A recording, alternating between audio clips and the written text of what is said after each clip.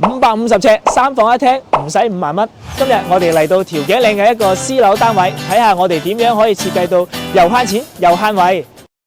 Hello， 大家好，我哋依家嚟到呢個玄關嘅位置，咁左手邊咧就係洗手間啦，咁右手邊係工人姐姐房嘅。咁我哋而家帶你哋嚟睇下呢個好精緻嘅鞋櫃啦，中間位置可以擺銀包、鎖匙呢啲嘢，鞋就可以放喺下邊啦。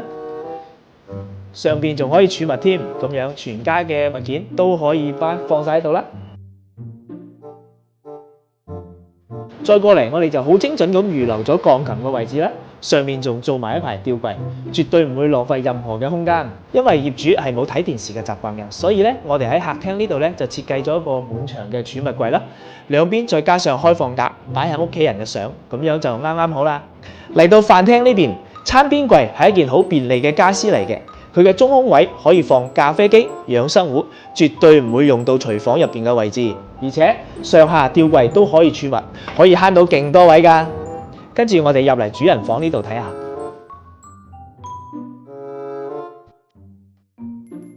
我哋利用咗飄窗做咗呢一張5尺嘅窗台床，而且呢度仲係儲物櫃，買再多衫都有地方擺啦。衣櫃呢邊，我哋就應業主嘅要求，我哋喺呢度做咗一個開放格，平時咧就可以將手機啊、一啲3C 產品擺入去叉電，安全又方便。我哋喺設計呢個衣櫃嘅時候，根據度尺師傅嘅數據，我哋可以好精準咁設計好衣櫃嘅闊度啦，包括埋衣櫃嘅高度啦，絕對唔會撞到燈啦，同埋開唔到門嘅。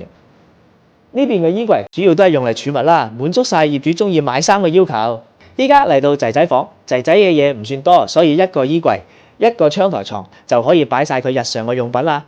最緊要留翻一個書台俾佢溫書啦，同埋要一個書櫃可以擺下書同筆架之類嘅嘢。最後我哋去囡囡房度睇下，喺囡囡房入邊，一邊係書台櫃，另外一邊係衣櫃。囡囡已經大個啦，獨立學習嘅空間係好有必要㗎。考慮到囡囡係一個人瞓，所以地台床唔使要太大嘅。咁我哋喺設計上面咧就保留咗呢個飄窗，平時可以攞嚟擺下書啊、公仔啊都 OK 㗎。顏色方面，業主同設計師用咗好多時間去研究，所以整體色調上面係好一致柔和嘅，俾人哋一種好 warm 嘅感覺。呢度3房1廳嘅家私用咗唔到5萬蚊，你哋覺得點樣？有興趣嘅話，即刻 PM 我哋啦。